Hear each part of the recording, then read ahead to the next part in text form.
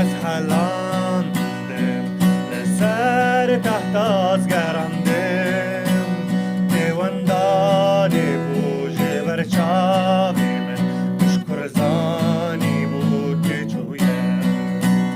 دیونداده بوجه بر چاوی من مشکر زانی بود که چویم نه از نچوم بر سر تبوم حتی به دنیا خواهیم و اوی نام نوتبه حتی به دنیا خواهیم و اوی نام نوتبه یارامن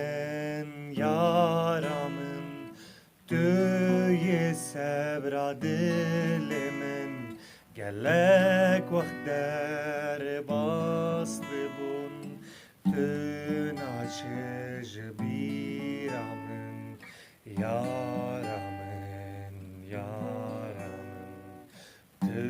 ناچه جبیرامن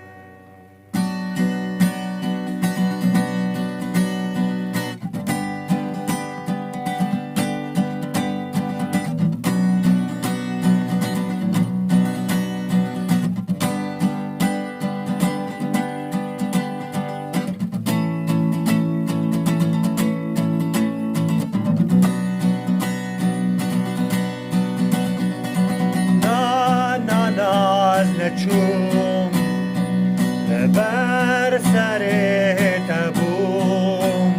حتی به دنیا خواهیم و اوی نام نوتبه حتی به دنیا خواهیم و اوی نام نوتبه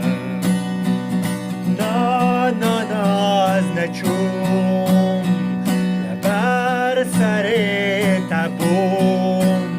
حتی به دنیا خواهیم و اوی نام نوتبه حتی به دنیا خواهیم و اوی نام نوتبه